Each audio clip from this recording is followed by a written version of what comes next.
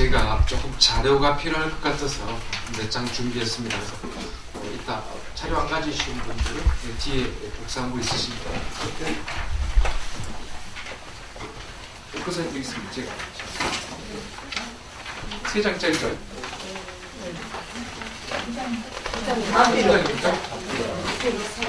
내용 3장입니다. 네, 맞습니다. 내용 3장입니다.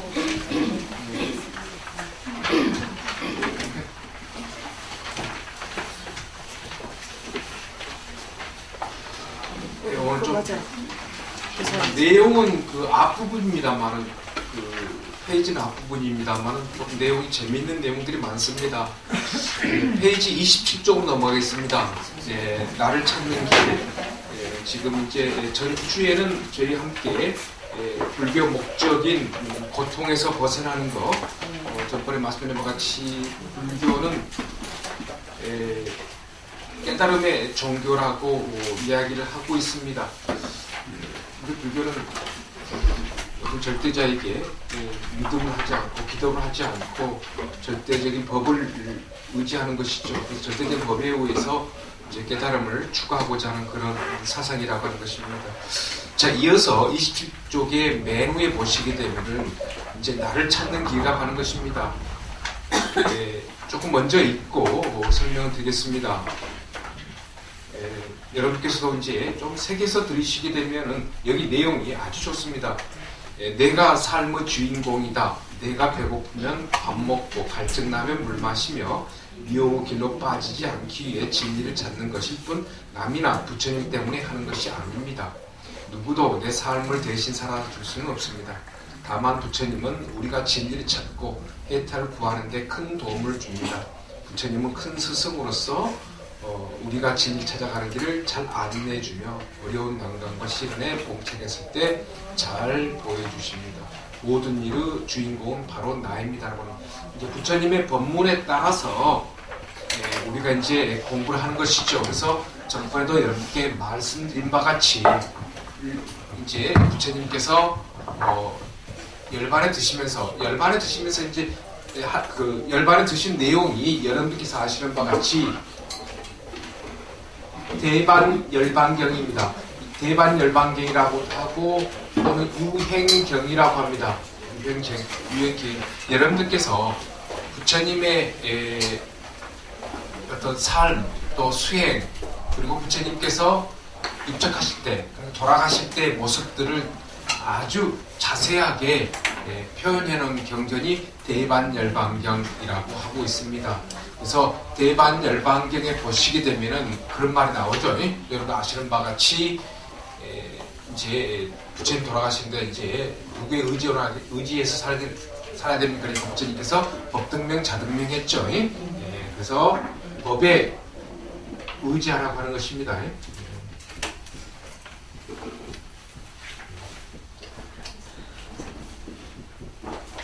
법등명입니다. 밝을 등자, 이제 등이라고 하는 것이죠. 그래서 이제 법에 의지하고 그 다음에 자등명이라고 하는 것입니다. 이것은 이제 아시는 바 같이 법법자의 이거는 등할 등자에 이제 밝을 명자입니다. 밝을 명자라고 하는 것이죠.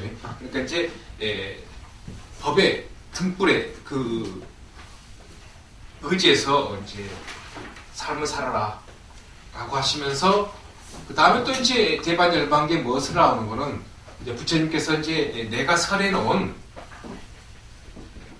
경과 그 다음에 나중에 나옵니다만 경과 율에 따라라라고 합니다. 그래서 이제 부처님 설해놓으신 진리의 경, 그 다음에 부처님 설해놓은 이제 승가의 규정이죠. 규칙이죠. 규칙에 따라서 해라, 살아라라고 하는, 수행해라라고 하는 그런 이야기를 하십니다. 그래서 이제 부처님은 큰 스승으로부터 우리가 진리를 찾아가는 길을 잘 안내준다라고 하는 것이 바로 이제 그런 의미가 있겠습니다. 그리고 이제 여러분들께 또 한 가지 말씀드리고 싶은 것은 우리 책에 나오지 않았습니다만은 이제 제일 첫 줄에 있는 것, 첫 줄에 있는 것은 내가 삶의 주인공이다 라고 하는 것입니다. 이것은 이제 임재의연이라고 하는 스님이 계십니다. 8세기 8세기 스님이신데 많이 스님들께서 서예하실 때 많이 쓰는 표현입니다. 수처작주 많이 들어보셨죠? 네. 수처작주.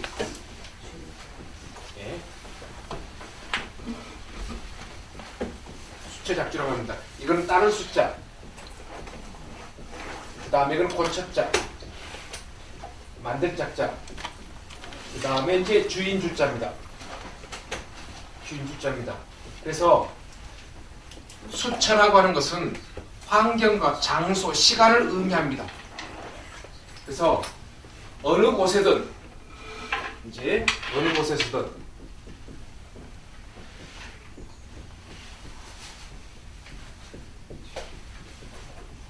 내가 주인이다. 내가 주인이 되라라고 하는 것입니다. 그래서 이제 여기 첫 줄에 보시면 내가 삶의 주인공이다 라고 되어 있는데 여기서는 여러분께서 아시는 바와 같이 주인 주자입니다. 현재 내가 주인이 돼야 되는데 우리의 주인은 누구죠? 현재의 주인은 여러분 아시는 바와 같이 업입니다. 업이라고 하는 것은 거짓, 가짜, 나, 아짜라고 하는 것입니다. 가아라고 하는 것입니다. 그런데 이제 이것에 업에 따라서 살아가라 그런 이야기는 전혀 아닙니다. 여기서는. 이것은 여러분 아시는 바와 같이 지혜입니다. 지혜에서 지혜라고 하는 것은 무엇입니까? 진화입니다. 진화입니다. 그래서 현재 살아가는 과정 속에서 이것은 시간과 장소를 의미하고 있습니다. 어떤 시간, 어떤 장소에서도 내가 주인이 되야 된다는 것입니다. 그래서 업에 의한 삶이 아니라 지혜, 진화, 업을 떠난 삶을 살아라라고 해서 내가 삶의 주인공이 되어야 된다라고 하는 것입니다. 그래서 절대 업에 의한 삶이 돼서는 안 되라고 하는 수처작주라고. 이거는 주로 이제 우리 한국에서 돌아가셨습니다만 이제 서웅 큰 스님께서 백양사 서웅 큰 스님께서 아주 많이 쓰는 표현입니다. 그분이 이제 서웅 스님이 일본 경도에 있는 지금은 화원대라고 합니다. 이제 일본말로 하나조로라고 하는데 화원대학입니다. 화원대학인데 일본식 표현은 하나조로라고 합니다. 화원대학입니다. 이게 임재종 종립대학입니다. 근데 서웅 큰 스님께서 여기서 이제 학부를 다니셨는데 그때는 학교 이름이 임재대학이었습니다. 임재대학이었습니다. 그래서 이제 스님께서 이제 임재 스님이 쓰신 어록을 많이 보시고 그런 인연으로 해서 이제 붓글씨를 수처작주라는 글씨를 많이 이렇게 써주셨습니다. 아주 그냥 저도 한번 받았습니다만은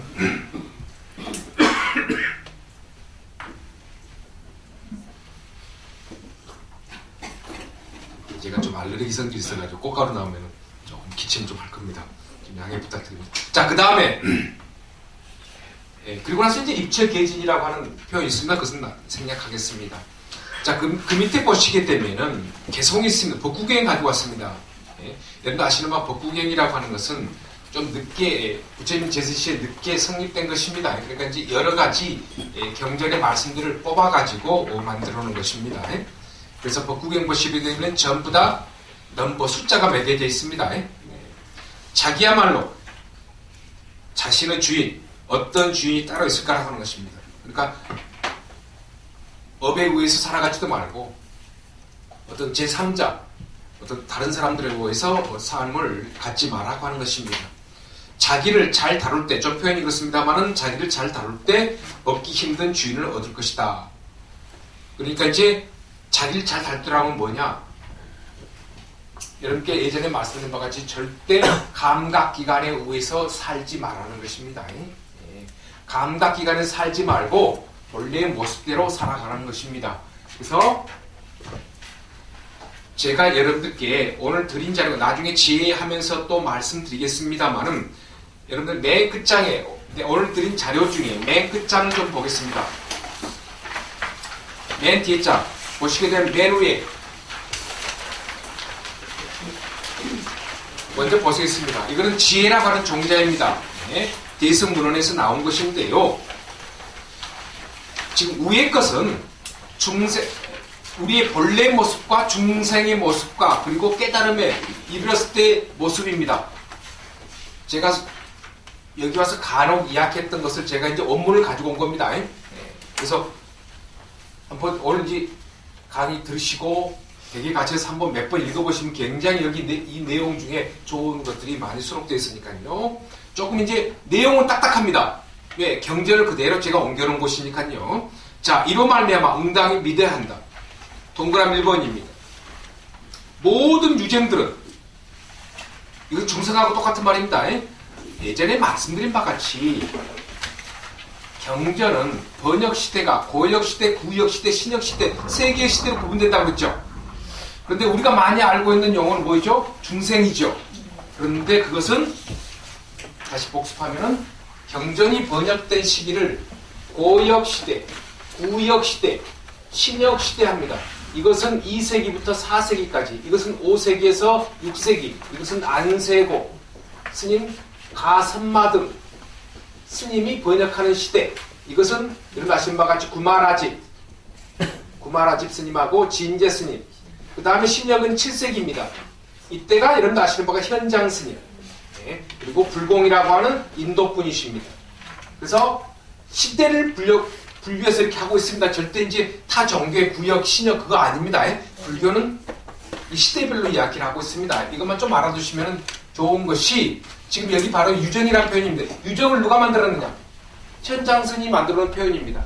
근데 우리가 많이 쓰고 있는 것은 무엇이죠? 중생이에요. 같은 단어입니다. 인도말이 싹드바라고 하는 사트바라고 해서 사트바, 인도식 발음입니다. 사트바인데 이것은 무엇이죠? 중생. 우리가 이제 보리살타 할 때 이런 보살이라고 표현하잖아요. 보디사트바, 거기서 온 것입니다. 중생입니다. 근데 이제 구역에 구마란 스님이 이걸 뭐라고 번역했어요? 중생이라고 번역했어요.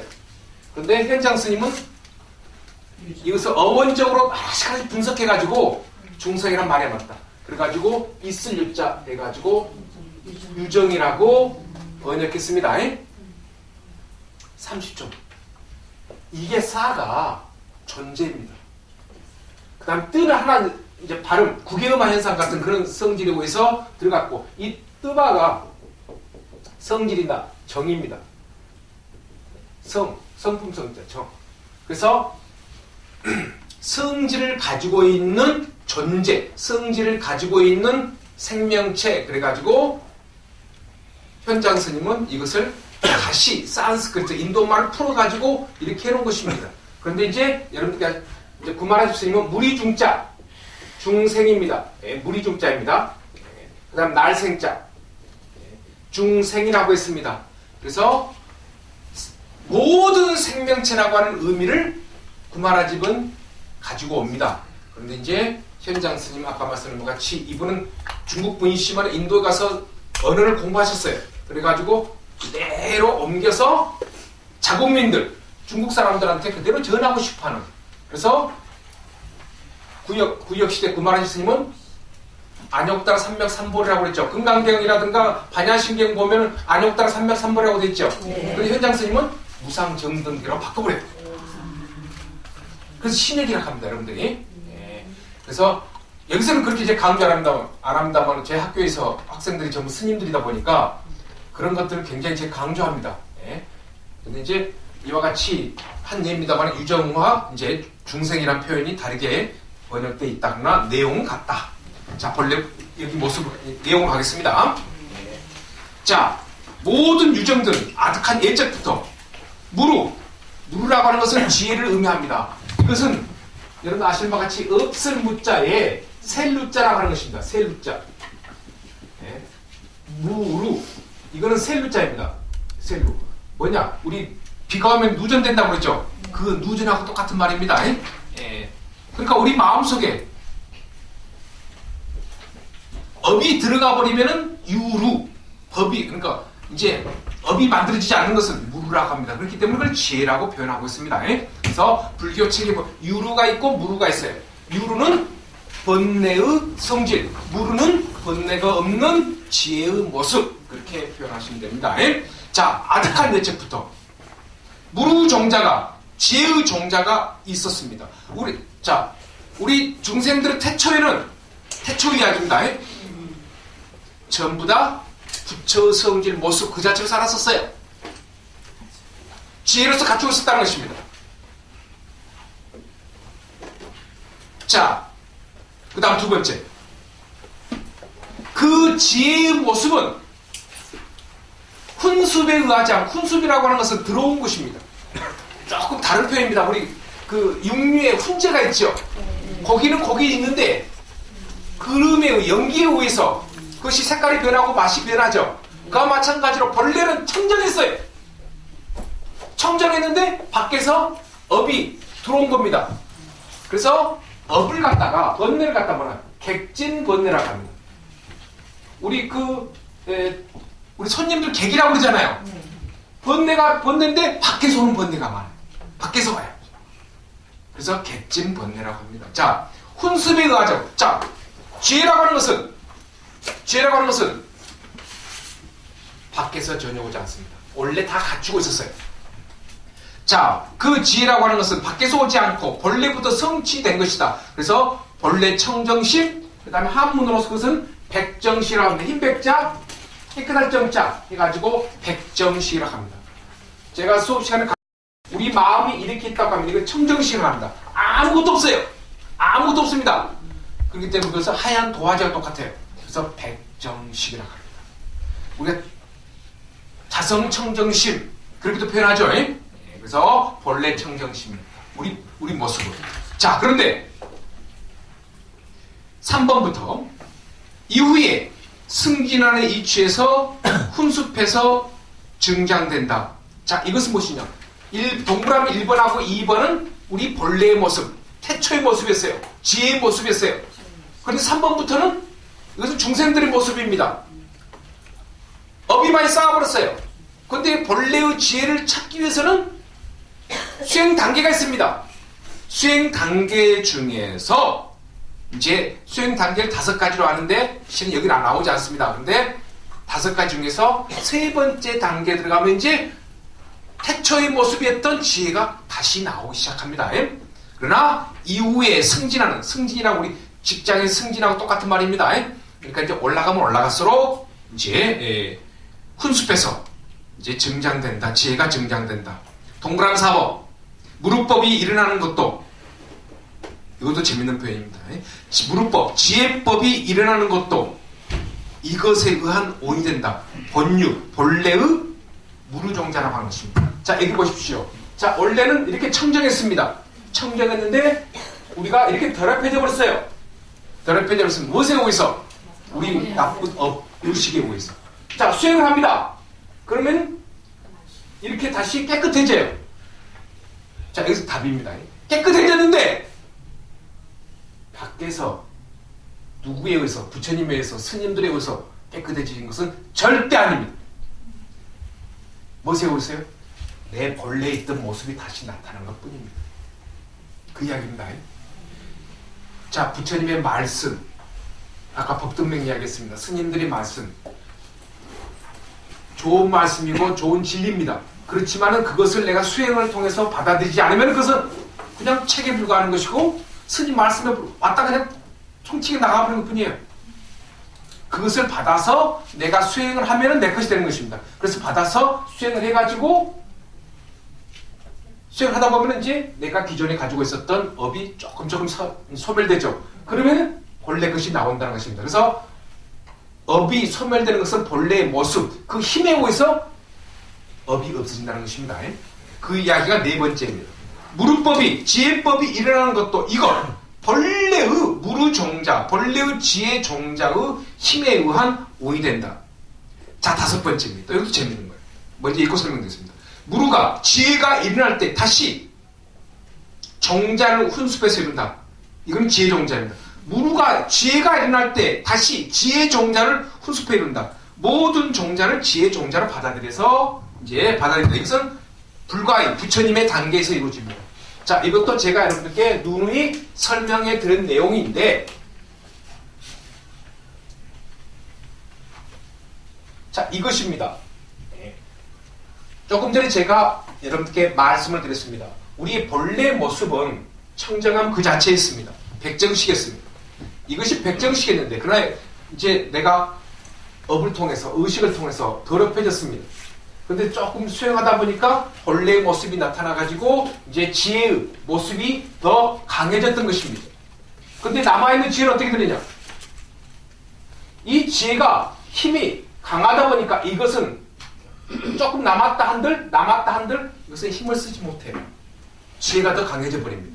자, 2단계 또는 지혜가 완전히 갖춰졌을 때 모습은 어떻게 되느냐? 그것이 바로 지금 5번째 이야기입니다. 이 내용은 어떠냐? 밖에서 오는 것은 만약에 우리가 업을 가지고 있을 때 밖에서 오는 것은 전부 다 이것은 뭘로 이루어지죠? 분별로서 하니까 전부 다 또 다시 업으로 저장돼 버립니다. 그런데 지혜가 가득한 사람은 밖에서 어떠한 문제가 일어났다 한들 이걸 전부 뭘 받아들이냐? 지혜로 받아들여요. 어떻게? 분석해서 지혜로 받아들여버립니다. 전번에 말씀드린 바와 같이 밖에서 싸움이 이루어든 어떠한 맛이 있든 어떠한 나무가 있든 어떠한 꽃이 있든 어떠한 풀이 있든 간에 밖의 것을 전부 다 옳고 그름을 정과 사를 가지고 시시비비 하나씩 분석해가지고 그것을 지혜로 받아들인 능력이 생겨버립니다. 그래서 중생들은 밖에 있는 현상들을 분별로서 감성으로 받아들여가지고 다시금 선으로 만든다든가 악업으로 만들어가지고 또 저장시켜버립니다. 근데 수행을 하신 분들은 지혜가 본바탕이 되기 때문에 밖에 있는 것도 전부 또 다시 지혜로 받아들이는 능력이 생겨버립니다. 자, 그 이야기 다시 한번 읽겠습니다. 5번. 지혜가 일어날 때 다시 지혜의 종자를 훈습해서 받아들여버립니다. 모든 종자를 지혜의 종자로 받아들여야 된다는 것입니다. 그래서 우리 중생들의 태초의 모습, 그 다음에 중생들의 모습, 그리고 중생들의 모습을 벗어나기 위해서 수행해가지고 얻어지는 그 과정들에 대해서 이야기하고 있습니다. 제가 예전에 이와 같은 말씀을 드렸는데 이제 조금 이해가 더 되시죠? 네. 자, 그 다음 것입니다. 그 다음 것도 이제 지혜 종자를 이제 갖는 모습인데 제가 예전에 여러분들께 자주 말씀드린 내용 중에 기억나실 것입니다. 뭐죠? 멸치 물빛 속은 봐도 한 사람 속 못 본다고 그랬죠? 그런데 그 이야기 여기 있습니다. 그러니까 그 사람이 지혜를 갖춘 사람인가 아닌가, 부처님의 법등명에 따라서 수행한 사람인가 아닌가 라고 하는 이야기가 여기 나옵니다. 이것도 제가 이제 번역한 것이기 때문에 조금 이제 문장은 딱딱합니다. 만약 역시 무르종자, 지혜 종자가 있는 사람이 두 가지 장애, 번뇌를 다 소멸시켜버렸습니다. 번뇌를 다, 탐진치, 번뇌, 이것을 다 소멸시켜버렸기 때문에 그 사람은 또 예전에 말씀드린 바와 같이 소지장이 없습니다. 이것은 바소자고 알지자입니다. 그래서 소라고 하는 것은 대상입니다. 대상을 알지자, 알지 못하게 만들어. 누가? 앞에 이야기는 번뇌. 번뇌가 만들어진 무엇이라고 했죠? 업이 만들어지죠. 이 번뇌 업에 의해서 대상을 못 보게 해버려요. 그러니까 내가 책을 보고 친구하고 말하고 어떤 대상을 보잖아요. 그 전부 누가 본다고 그랬죠? 이것이 보고 있습니다. 있는 것들 못 봐요. 내가 앞에 계신 보살님, 아이고 오랜만이다라고 인사하지만 그것은 인사하는 것은 내 업 가지고 인사한 겁니다. 그런데 오늘의 보살님이 계셔요. 그럼 이분은 무슨 모습이냐는 것이죠. 내가 인사하는 것은 과거 업 가지고 보는 거고 현재 모습은 또 현재 모습 그 다음에 입력시킵니다. 다음에 또 여기다 집어넣어요. 그래가지고 딱 다음 주 와가지고 보살님 전주 4월 3일 어떠셨는데? 라고 어떤 옷을 입으셨던데? 라고 또 이야기할 수가 있죠. 그러니까 내가 보는 순간은 과거의 업 가지고 보는 거고 오늘의 현재 모습은 또 다시 또 입력시켜가지고 또 다음에 그 이야기를 하게 됩니다. 그래서 모든 것은 업에 의해서 무엇이죠? 대상을 알고 있습니다. 그래서 번뇌의 장애가 없어지면은 그 다음에 대상을 못 보는 장애도 없어져요. 그래서 번뇌장, 소지장이 번뇌가 없어지면 다 없어지는 것입니다. 이것이 없어지면 그 다음 내용입니다. 두 가지 장애의 정자를 영원히 없앨 수 있으면 곧 그를 열의 정성이라고 한다. 이름한다. 이거 뭔 말이냐? 그 사람은 깨달은 사람. 정성이 뭐냐? 이것은 문중이에요. 그 사람을 열의 가족이라고 할 수 있습니다. 라고 하는 것이에요. 그 사람은 깨달은 사람이라고 할 수 있습니다. 열의 문중이라고 할 수 있습니다. 그런데 그 지혜 정자는, 자, 이것도 중요합니다. 이것도 제가 누누이 말씀드렸던 거, 또 아까 열지 불빛서 그 이야기 여기 나옵니다. 지혜 정자는 미세하고 은밀해서 알기 어려워요, 중생들은. 그 장애에 연결지어서, 자, 이거 중요합니다. 그 장애, 설명 이따 드리겠습니다. 그 장애에 연결지어서 정성의 차별을 나타낸다. 자, 이것이 제일 중요합니다. 그 장애에 연결지어서. 그 사람이 번뇌장이 없어졌는가 소지장이 없어졌는가를 알려면 어떻게 해요? 은밀하고 미세해서 알 수 없어요. 그렇지만 그 장애에 연결해서, 그 장애가 뭡니까? 감각기관입니다. 감각기관이 어떤 모습을 갖추고 있는가, 그거에 따라서 그 사람이 깨달은 사람인가 깨닫지 않은 사람인가, 지혜인인가 지혜인이 아닌가라고 하는 걸 알 수 있다는 것입니다. 정성의 차별, 열의 문중인가 열의 문중이 아닌가. 그 사람 행동을 보면 번뇌장이 없어졌는가 아직 번뇌장이 있는가 라고 하는 것입니다. 그래서 그 장애에 연결져서 정성의 차별, 깨달은 자인가 깨닫지 않은 자인가, 그것을 알 수 있다. 끊임이 가능하고 끊임이 불가능한 사람이 있다. 이것은 이제 현재 이야기입니다. 그 사람은 지금 분별심 업이 많으니까 끊을 수도 이제 끊지 못하는 거, 현생에서요. 그러나 이제 수행을 하면은 언젠가는 끊어질 수 있는 사람이라고 하지만, 아까 말씀드린 것 같이 번뇌가 없어지면은 그 사람은 업이 만들어지지 않으니까, 탐진치가 없으면은 번뇌가 없습니다. 번뇌가 없으면 업이 만들어지지 않습니다. 그러면 번뇌장이 없어집니다. 그러면 그 사람을 갖다 우리가 뭐라 하냐, 열의 가족, 문중이라고 이야기합니다. 그 열의 문중이라는 걸 어떻게 하느냐, 그것은 행동을 보면 한다. 그 연결지어서 열의가 돼 있습니다.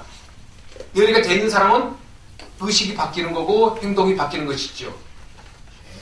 그래서 이제 우리 건강경에 보시면 30 이상 이야기가 너무 많이 나오죠. 한 가지 여담 하나 드릴게요. 부처님께서는 여러분 아시는 바와 같이 내가 죽고 나서 어떤 상을 세우지 말라고 그랬잖아요.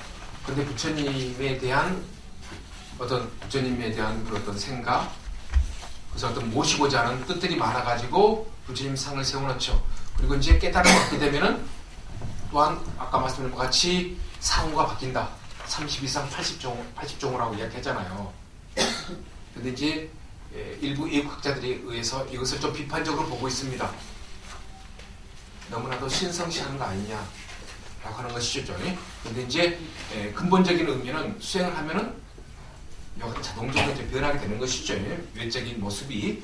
이제 어떤 그 종교 학자들은 그것을 조금 이제 좀 다른 편으로 하는 이견들이 있기는 있습니다. 그러나 이제 우리가 수행을 하면은 이와 같이 변화가 이루어진다. 태초의 모습은 이렇고, 그 다음에 중생의 모습이 이렇고, 깨달은 자의 모습은 이렇다라고 하는. 그래서 이제 제가 어제 저녁에 갑자기 이제 생각나서 준비해가지고 왔습니다. 우선 여기까지 하고 다시 교재로 가겠습니다. 27페이지 밑에서 셋째 줄로 가겠습니다. 참나. 그것은 아까 말씀드린 바와 같이 진아입니다. 진아. 아까도 제가 말씀드렸습니다만은 참나 운동을 벌이신 분이 누구시냐? 아까 말한 서홍 스님이십니다. 장성 백양사입니다. 이제 입적하시고 나서 그 어떤 운동들이 이제 스톱되어 있는 상태입니다만은 참나, 본래의 청정한 나를 찾으려면 먼저 탐욕을 버려야 한다. 지혜가 만들어진 참나입니다. 참나는 깨달음 통해서 구현된다. 진을 찾는 거죠. 그러니까 전번에 말씀드린 바와 같이 우리 마음에서 나온 것은, 마음에 있는 것은 전부 뭐라고 그랬죠? 업이라고 그랬죠. 업은 무엇을 만들어내죠? 자아를 만들어내죠. 이것이 바로 아까 말씀드린 것 같이 가아입니다. 그래서 업의 성질은 자는 가짜나입니다. 그런데 수행을 통해서 이것을 없애버리면은 뭐라고 그러지? 이걸 갖다가 무아. 업을 없애버렸어요. 그럼 무아. 이것을 우리가 아까 말씀드린 또 한글로 표현하면은 참 진짜 써가지고 참나 이렇게 표현한 것 뿐입니다. 여러분들이. 그런데 또 반복해서 말씀드리면 참나, 지나, 지혜 원래 없는 것입니다. 그러니까 이제 현재의 모습을, 업의 모습을 없애기 위해서 그렇게 상대적으로 설명할 뿐입니다.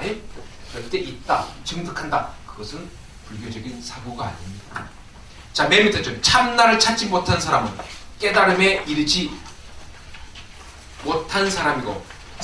그런 사람에게 생사기는 멀고도 험하다. 이것은 여러분 아시는 바와 같이 윤회 사상에 의해서 윤회의 길은, 윤회에서 벗어나는 길은 멀다라고 하는 내용이 되겠습니다. 조금 띄겠습니다. 30페이지로 넘어가겠습니다. 자, 30페이지에 우리 불자들에게 어떤 기초적인 내용이 되겠습니다. 믿음과 수행의 종교입니다. 조금 전에도 제가 말씀드린 바와 같이 우리 불교는 믿음이라는 단어를 조금 이해를 잘 하셔야 됩니다. 무조건 어떤 그 절대적인 믿음이 전혀 불교는 아니라고 하는 것이죠. 단순하게 부처님 설해 놓으신 부처님께서 수행을 통해서 얻어놓은 검증된 그 부처님의 법을 믿은 것 뿐입니다. 그래서 여기에 믿음이라고 하는 것은, 여기서 믿음이라고 하는 것은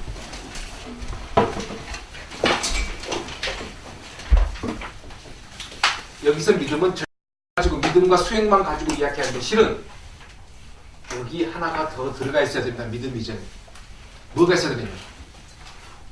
의심입니다. 의심을 갖지 말라는 것입니다. 진리에 대한 의심을 갖지 말아야 돼요. 그래야만이 믿음이 이루어진 것입니다. 의심이 있으면요, 진리에 대한 의심이 있게 되면은 그 다음에 절대적인 법을 믿지를 못해요. 그래서 의심이 없는 다음에 믿음이 있어야 되고, 믿음이 있게 되면 당연히 거기에 따라서 수행을 하게 됩니다. 그런데 이제 우리가 믿음을 얻게 되면은 그 다음에 수행 과정에서 아까 이따 또 말씀드린 계를 받게 되고요, 보살계를 받게 되고 또 거기에 맞춰서 우리가 수행을 하게 되는 것입니다. 그러나 결과는 우리가 항상 얻고자 하는 것은 깨달음입니다. 그런데 수행을 하게 되면은 우리는 같은 행복이지만은 우리는 순간적인 행복을 얻게 돼요. 얻지 못한 것을 얻으니까요. 그러나 그것은 내가 생각하는 행복입니다. 순간적인 환희심에 불과한 거예요. 근데 깨달음 상태의 행복이라고 하는 것은 영원한 행복을 이야기하고 있습니다. 그러나 우리가 여기 경인 불교대학에 와서 또 법당에 가서 우리 3배하고 108배하고 기도를 열심히 하시잖아요. 그렇지만 아직 우리가 업을 소멸시키지 못했으니까 그때는 좋지만은 수미정사 일주물 지나가면 또 우리 여성분이 되고 남자분이 됩니다. 그러나 이때는 행복해요. 그러나 그 마음을 계속 유지하자는 것이지요. 유지하게 되면은 우리 무엇입니까? 마음의 평온함이 계속 배가 증가된다고 하는 것입니다. 그러니까 여기서는 아주 환희심 있고 행복해요. 우리 도반들하고 같이 있으시니까. 그런데 집에 가면은 사회에 나가면 또 이제 똑같습니다. 우리 여기 위에 계신 분 예비군도 같죠. 여기서는 회사 나가면 넥타이 메고 양복 입고 참 열심히 사시지만은 예비군 옷 입으면 참 이상한 모습으로 변해버려요. 절에서는 참 행복하고 환희심이 있고 우리 불교는 뭐죠? 선남선녀입니다. 그런데 밖에 나가 일주일 딱 지나가면 선남선녀 좀 그런데 벗어나고 가버립니다. 이제. 그래서 그러나 그러한지언정 우리가 그러한 환희심 행복의 맛을 계속 갖게 되면은 언젠가는 이 길에 도달할 수 있다. 이 길은 영원한 행복의 모습인 것이죠. 그러니까 행복, 환희심의 맛을 봤는데 또 업을 짓겠습니까? 이제 뭘 이야기 되는 것입니다. 그런 것을 전제하고 이야기하자라고 하는 내용이 되겠습니다. 자, 읽겠습니다. 불교가 어떤 종교인지 한마디로 말하기는 어렵지만 크게 믿음과 수행을 겸비한 종교라고 말할 수 있습니다. 믿음과 수행을 겸비한 종교는 믿음과 더불어 스스로 노력하는 수행을 강조하며 이건 마음 공부인 것입니다. 아시는 바와 같이. 그런 수행을 통해 인간의 정신과 삶을 획기적으로 바꾼다라고 하는 것입니다. 인간의 정신이라는 것은 이거 지금 사회적인 용어입니다. 인성이 바뀐다는 것입니다. 인성이 바뀌기 때문에 삶의 내용도 바뀐다라고 하는 것입니다. 왜? 그냥 삶의 내용이 바뀌는 거 아십니다. 내가 어떻게 살아왔고 어떻게 살 것인가, 미래 어떻게 살 것인가, 그 근본적인 것을 해결할 수 있는 나만의 지혜가 생긴다는 것입니다. 왜? 나만의 지혜라고 하는 것은 누구 가르칠 수 없어요. 내가 갖는 직장이 있고 내가 갖는 가정이 있고 내가 갖는 삶이 있거든요. 거기서 변화된 것이기 때문에 누가 어떤 말을 해도 적용이 안 됩니다. 부처님 말씀을 내꺼다 시켜야 되는 것이죠. 자, 그 다음 단락입니다. 인류 위대한 스승인 부처님 믿고 나아가 나 자신이 본래 부처라는 사실과 진리를 믿어 자신을 비춰보며 이웃 중생의 아픔을 덜어주고 함께하는 아름다움을 추구해 나가는 것이 불교이다. 절대자에게 무조건 빌어. 아까도 말씀드렸죠. 우리 불교는 절대 우상 숭배가 아닙니다. 절대자에게 무조건 빌어 용서를 받고 그 노예처럼 사는 것보다 자신이 간직하고 있는 불성을 일깨워내 자기가 가지고 있는 열애장 불성을 일깨워서 내 자신의 주인공을 사는 것이 곧 믿음과 수행을 겸비하는 불교 참 모습이라고 하는 것입니다. 그래서 불교에는 이따 제가 자료 드리고 있습니다만은 또 우리 불교는 어떤 그 고해성사와 같은 것이 아닙니다. 불교는 참여하는 것입니다. 그래서 뒤에도 참회가 나옵니다만은 스스로 자기 자신을 갖다가 보게끔 하는 것입니다. 부처님의 말씀 내용이 전부 다 그러한 것이고 수행을 겸한 것입니다. 자, 그래서 일단 나오겠습니다만은 그 내용에 실은 이제 원래는 이제 41페이지 중간에 보시기엔 참회라고 하는 것이 나옵니다. 그런데 이 자료 우리 교재에는 조금 간단하게 나와 있기 때문에 제가 조금 참회라고 하는 내용을 좀 길게 가지고 왔습니다. 그래서 오늘 드리는 자료 보겠습니다. 아까 말씀드린 바와 같이 노예처럼 사는 것보다도 노예라고 하는 것은 업에 의한 노예를 이야기하고 있습니다. 자신이 간직하고 있는 불성을 일깨워 내가 내 자신 스스로 주인공을 사는 것이 곧 믿음과 수행을 겸비하는 모습이다. 자, 다음에도 참이 나옵니다만 제가 이 자료를 조금 읽어드리겠습니다. 이것은 제가 만든 자료입니다만은 참에서 참이라고 하는 것은 인도말로 이것은 인도식 표현은 조금 다르게 있습니다. 이것은 크샤마라고 합니다. 크샤마. S 밑에 점이 들어가 있습니다. 크샤마라고 하는데 이것을 중국의 스님들이 맞자는 빼고 해가지고 크샤마로 만들어버렸어요. 그래가지고 참으로 이제 음으로 옮겨놓은 것입니다. 중국 음으로 옮겨놓은 것이에요. 이 크샤마를 중국으로 옮겨놓은 것입니다. 그리고 그 다음에 이제 회자가 있습니다. 참회할 때 회자. 그것은 니우칠 회자입니다. 니우칠 회자입니다. 그래서 참 크샤마라고 하는 것은 인도말로 니우침입니다. 회는 중국말로 니우칠 회자예요. 그래 같은 음하고 뜻하고 같은 내용입니다. 전번에 말씀드린 바와 같이 열반, 적정. 열반은 인도말, 적정은 중국말이에요. 한문이에요. 같은 단어를 두 개 썼습니다. 전번에 말씀드린 쉽게 말해서 족발 똑같은 말이죠.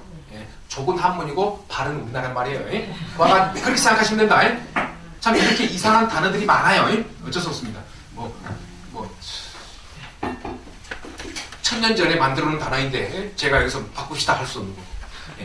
자, 참은 용성어를 청하는 것의 음사표현입니다. 그리고 회는 참의 의욕으로서 니우칠 회자입니다. 타인에게 제의 용서를 청하는 것입니다. 원래는요, 잘못했습니다. 따라서 보살의 참회는 단순한 니우침이 아니라 부처님과 보살님들 전에서, 그러니까 부처님 전하고 보살님 전 또는 금세 나옵니다만은 대중 스님들 앞에서 잘못했습니다. 이걸 발로라고 합니다. 니우침을 전에서 진심으로 참여하여 과거 행위에 대해 마음으로 알고 맹세하는 것, 이것을 갖다가 이참, 이따가 나옵니다만 일사자 써가지고 이참, 혹은 수행 및 의식에 의해 행위의 원인을 아는 것, 이제 이것은 사참, 이라고 합니다. 그래서 이참과 사참이 있습니다. 이제 스스로 이제 잘못했습니다, 잘하겠습니다, 또는 이제 사참이라고 하는 것은 의식에 의해서 이제, 의식이라고 하는 스님들 많이 계시는데 이제 그래서 잘못했습니다라고 하는 사참입니다. 예. 자, 죄송합니다. 이제 그 리라고 하는 것은 이제 다스릴 자입니다. 다스릴 이자. 그리고 사라고 하는 것은 이사자입니다. 제가 아까 반대로 이야기했네요. 자, 하겠습니다. 이에 의해 청정한 삶의 방향성이 제시되고 지혜자, 해안을 얻게 되어 대자유인이 되게 하는 것이다. 깨달은 사람, 어디에도 걸림이 없다. 이 대자유인을 불교에서는 무엇과 비유해서 설명하느냐? 허공을 이야기하고 있습니다. 허공. 그래서 경전 또 논서에 보시게 되면은 깨달음의 상태를 대자유인 허공이라고도 하고 다이아몬드라고도 합니다. 단단하다는 것이죠. 한번 깨달음 얻었으면 다시금 업을 만들지 않는다. 왜 허공이냐? 아까 자유자재함을 이야기하고 있습니다. 그래서 번뇌를 없애버렸기 때문에 자유자재함. 그래서 물질적인 것으로서 이해하지 마십시오. 자유자재함을 갖다가 빌려서 허공이라고 이야기를 하고 있습니다. 자, 42장경에서 참회의 의의에 대해서 다음과 같이 설하고 있다. 악함이 있어도 잘못인 줄 알고 참회하여서 허물을 고치면 착하게 되어 죄는 날로 소멸되며 뒤에는 반드시 깨달음을 얻게 될 것이다. 참회 의식으로, 이건 스님들이 하시는 것들입니다. 출가자의 경우 포살 의식과 자자, 스스로 자자, 방자할 자자입니다. 자자 의식이 있습니다. 이거 스님들이 하십니다. 포살 의식은 월 2회 15일, 30일 되게 이제 음력으로 많이 합니다. 우리 한국은 대중 스님들이 한 곳에 모여 개경, 개에 대해서 개유를 이제 조문을 읽고 보름 동안에 지은 죄가 있으면 참여하는 의식입니다. 뺑 둘러 앉아서 잘못했습니다. 이제 그동안 했던 거. 그리고 자자 의식은 안거가 끝나는 마지막 날에 함께 수행하던 스님들이 안거 동안에 지은 죄가 있으면 자신을 죄를 고백하고 참여하여 꾸중 듣기를 청하는 의식입니다. 그러니까 일반 절에서는 15일하고 30일에 모여서 대중 스님들끼리 모여서 보름 동안 잘못했던 걸 갖다가 이제 거기서 반로하고, 그 다음에 이제 우리 이제 하안거가 있고 동안거 있죠. 좀 있으면 하안거 시작합니다. 안거 끝나기 전에 거기 계시는 대중 스님들 전부 모여가지고 이제 포살을 합니다. 그래서 포살에 참여했냐 안 했냐에 따라서 징계를 주고 안 주고 합니다. 그래서 우리 학교에 스님들이 학기가 끝날 때 항상 전교생이 모여서, 전교생 저는 안 간다. 저는 스님 아니니까. 스님들 전교생이 모여서 포살을 합니다. 근데 저 뒤에 누가 서 있는 줄 알았어요? 교학처 직원이 있어요. 그래가지고 누가 왔냐 안 왔냐 합니다. 자, 참석 안 했어요. 그러면은 또 한 번 참석할 기회가 있어요. 어디 가요? 본사에 가서 합니다. 본사 포살 때. 거기도 안 가요. 그러면은 유급되어 버립니다. 굉장히 강합니다. 그 정도로 포살이 그러니까 스님들은 다 있어야 돼요. 이거 부처님 때부터 있었으니까 이런 이제 규칙이, 그러니까 굉장히 중요한 것들입니다. 이름으로 해서 승가의 모습을 갖출 수 있는 것입니다. 지금 굉장히 엄격하게 진행되고 있습니다. 한국 불교 조계되는 경우에는. 자, 제가할 경우 포살 의식으로서 개를 범하고 악한 행위를 하였으면 6제일, 8일 이제 약사불제일, 그 다음에 14일 현겁천불제일, 15일 아미타불제일, 23일 대세지보살제일, 29일 약항보살제일, 30일 석가불제일, 이렇게 정하고 있습니다. 근데 일부 절에서만 하고 그 외에서는 거의 안 하고 있습니다. 우리 신도분들이 그냥 따분해요. 그러니까 스님들 안 해버리시죠. 법회 스스로 참여하고 악업을 짓지 않도록 하는 의식을 행합니다. 자, 그 다음 것들은 여러분들 잘 아시는 내용입니다. 불교 의식 중에서 천수경에 수록되어 있는 참회문. 자, 그래서 사참과 이참으로 나누면 다음과 같습니다. 그래서 이제 거기에 사참이 있습니다. 이것은 이제 아까 말씀드린 바와 같이 의식을 통해서 같이 하는 것입니다. 다 아시는 얘기. 여러분 수백 번 읽었던 것입니다. 아석소조 제악업. 아득한 옛날부터 내가 지은 모든 악업은 개유무시 탐진치 모두 무시이래로 태초부터 만들어온 탐내고 성내며 그리고 어리석음으로 말미암았고 정신구의 지소생 몸과 입과 의식으로 지은 바를 신구의를 지어서 탐진치 누가 만들었어요? 신구의로 만들었습니다. 네. 그래서 단속을 잘해야 돼요. 자, 그래서 몸과 입과 의식으로 지은 바를 일체 악음 개참해 나는 지금 일체 다 참여합니다. 여러분 수없이 하셨죠? 그 다음에 시박참회 살생중재 금일참회 살생형 무거운 죄를 오늘 참여하겠습니다. 투도중재 금일참회 도적질한 무거운 죄를 오늘 참여하겠습니다. 사음중재 금일참회 사음해온 무거운 죄를 오늘 참여하겠습니다. 망어중재 금일참회 거짓말해온 무거운 죄를 오늘 참여하겠습니다. 기어중재 금일참회 꾸민 말을 이거는 기자 무슨 기자냐? 비단기죄예요. 번드르르 한 것입니다. 예? 자기 이익을 위해서 이 말하고 저 말하고 예? 꾸민 말을 해요. 무거운 죄를 오늘 참여하겠습니다. 이간질한 말을 그 다음 양설중재 금일참회 이간질한 말을 해온 무거운 죄를 오늘 참여하겠습니다. 이거 무엇입니까? 양설입니다. 혀가 두 개예요. 여기 가서 이 말하고 저기 가서 저 말하는 거 예? 속되면 뒷담 하는 거죠. 예? 여기 가서 이 말하고 저기 가서 저 말하는 거. 자, 악구중재 금일참회 나쁜 욕설 나쁜 말을 해온 무거운 죄를 오늘 참여하겠습니다. 그 다음 탐해중재 금일참회 탐욕술은 이익만 추구하는 것을 해온 무거운 죄를 오늘 참여하겠습니다. 진해중재 금일참회 선길내온 무거운 죄를 오늘 참여하겠습니다. 그 다음 치암중재 금일참회 우치 시기 질투해온 어리석을 성질을 알자는 것입니다. 그 다음에 심양멸시 죄응망 마음이 멸하면 이 죄 또한 멸합니다. 현재 마음입니다. 중생의 마음입니다. 무엇이죠? 업식입니다. 업식입니다. 마음이 멸하면 이 죄 또한 없어집니다. 그 다음에 죄망신멸 양구공 죄 없고 마음 멸하여 둘 다 비우면 무아의 상태 그걸 대승불교에 뭐라고 그랬죠? 공의 자, 그 다음에 이제 시증명의 진참의 마지막 이것을 이름하여 참된 참회라고 합니다.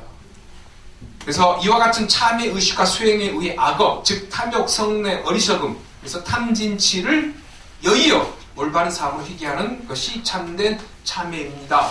우리는 그런데 이제 우리가 아침 예불 그리고 사시 예불 11시에 저녁 예불 하루에 3번 또 여러분들이 이제 집에 이제 그 법요 불전 있잖아요. 그걸 열심히 천수경 독서하시잖아요. 이 중요한 어떤 값진 내용들이 들어있습니다. 다시금 한번 새겼으면 좋겠습니다. 스님이 할 이야기를 내가 하고 있네. 너무 좋죠? 그런데 이제 우리 지금 법요시책에 이렇게 해석이 다 들어있죠? 부학장님이. 제가 괜히 10분 동안 이야기할 것 같아요. 책 보시면 될 텐데. 자, 이제 30페이지 중간 단락으로 넘어가겠습니다. 셋째 단락입니다. 수행이란 혹독한 시련으로 자신을 단련하는 고행과 다릅니다. 진리를 깨치기 위해 아까 말씀드린 바가 탐욕에 찌든 탐진치에 찌든 자신의 잘못된 습관을 좋은 습성으로 선악의 습관에서 선악을 떠나는 좋은 습성입니다. 그래서 좋은이라고 하는 것은 선악의 선을 이야기하고 있지 않습니다. 절대 선악을 떠나는 선을 이야기하고 있습니다. 왜? 선악을 만드는 건 뭐라고 그랬죠? 의식이 만듭니다. 의식을 만드는 건 무엇이죠? 또한 업입니다. 그러니까 선악을 떠난 좋은 왜냐? 여기서 항상 제가 말씀드린 것은 전 시간에 말씀드렸습니다. 전주에도 말씀드렸습니다. 이거 착가선자입니다. 선인데 항상 이거는 두 가지다. 선악의 상대적인 선이 있습니다. 상대적인 선악의 선입니다. 그런데 여기서 좋은 선이라고 하는 것은 이것을 완전히 없애버리는 제3의 선이죠. 이 제3의 선은 한문 똑같습니다. 이건 절대적인 선이라고 제가 말씀드렸습니다. 그래서 그냥 그 잘못된 습관을 선악을 떠난 좋은 습성으로 바꾸어 마침내 깨닫는 과정입니다. 그래서 우리가 수행을 하게 되면 의식이 서서히 맑아집니다. 그리고 더불어서 행동이 바뀌는 것입니다. 그런 어떤 의식의 모습, 행동의 모습을 우리가 이제 깨달음 과정이라고 하는데 그것을 우리가 이제 읽을 수가 있는 것이죠. 그 과정에서 사람의 근기, 사람이 가지고 있는 근본 바탕에 따라 다양한 수용법이 나타났고 그것이 다시 커다란 사상 체계를 형성해 왔다는 것입니다. 이것도 이제 아시는 바와 같이 부처님의 말씀이 다양하게 언급되고 있습니다. 수행 방법이요. 대승불교 와서는 기도 방법이 다양해졌습니다. 지장기도, 간음신앙기도 다양해졌습니다. 그래서 그 사람의 근기에 맞게 건강하신 분들은 이제 108 또는 1080회 또는 이제 눈이 좀 좋으신 분들은 강경합니다. 강경이라고 하는 것은 볼간자의 경입니다. 그래서 경전을 읽는 것을 이야기하고 있습니다. 그래서 댁에서 이제 전부 다 이제 거사님이라든가 가족들이 이제 출근하시면은 방에서 혼자서 천수경을 독송하신다든가 아니면 금강경 독송하시는 자기 근기에 맞게 열심히 수행하시는 것을 이야기하고 있습니다. 그래서 다양한 방법도 있으니까 그것은 사람의 근기에 맞게 했으면 좋겠다. 수행입니다. 그 다음에 이제 그 밑에 수행이라 나를 철저히 버림으로써 진정한 나를 찾고 그래서 이제 이제 가에서 무아로 가는 것입니다. 그래서 소유 그러니까 이제 아까도 말씀드린 같이 가에서 무아로 가는 것이고 그 다음에 소유에서 그 다음에 이제 무소유로 가는 것입니다. 이것은 정신적이든 물질적이든 그 다음에 업을 이제 없으니까 그 다음에 무엇입니까? 공이 되는 거고 무아가 되는 것입니다. 우리 중생들의 현재 모습은 가, 소유, 업에 살고 있는데 가에서 무아가 되는 것이고 소유에서 무소유가 되는 것이고 그 다음에 업은 나중에 없어집니다. 공하고 무아로 바뀐다라고 하는 이야기가 바로 다시 읽겠습니다. 수행이란 나를 철저히 버림으로써 진정한 나를 찾고 부처님처럼 되는 것이다. 근데 또 말씀드립니다.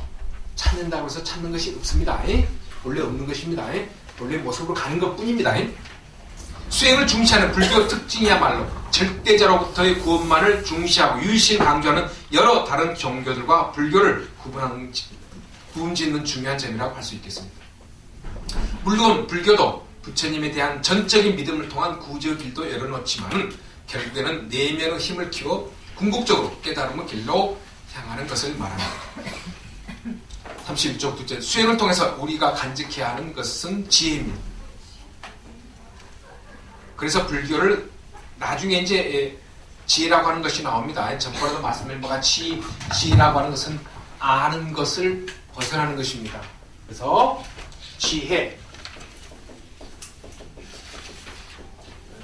지혜라고 하는 것입니다. 알지자에다 지혜자. 지혜라고 하는 것인데 이것은 좀 인도말을 좀 하겠습니다. 우리가 지혜를 인도말로 뭐라고 그러죠? 파냐라고 하죠. 파냐라고 하는 것은 이제 빨려라고 하는 빨려에서 나오신 빨려입니다. 이것은 인도말로 좀 이렇게 글자가 이렇게 됩니다. 이것을 빠냐라고 합니다. 빠냐. 그런데 산스크리트는 혹시 들어보셨을 것입니다.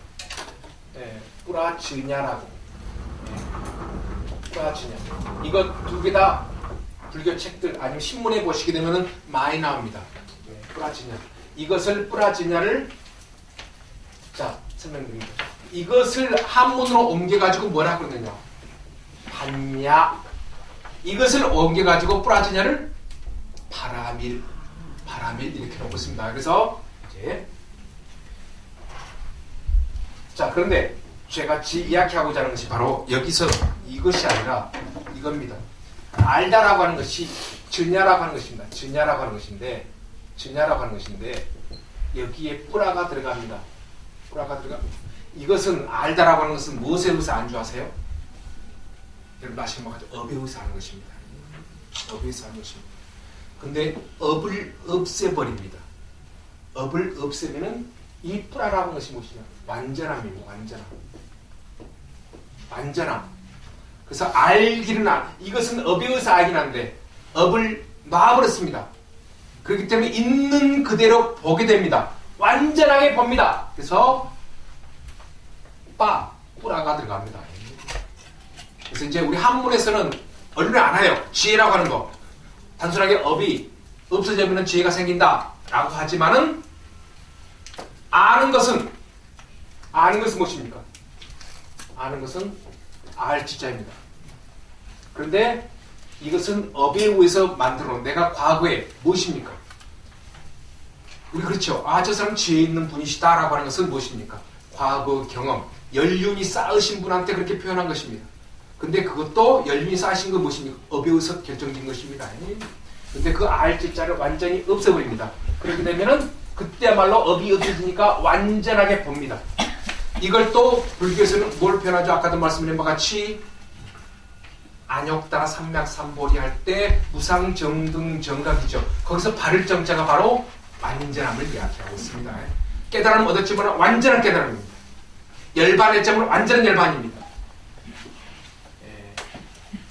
그래서 이제 지혜라고 하는 의미를 이렇게 이제 풀이할 수 있으니까 여러분께서 알아두시기 바랍니다. 그냥 단순하게 지혜라고 하는 어떤 학술적인 의미보다도 이렇게 언어학적으로 보면 조금 더 이제 와닿습니다.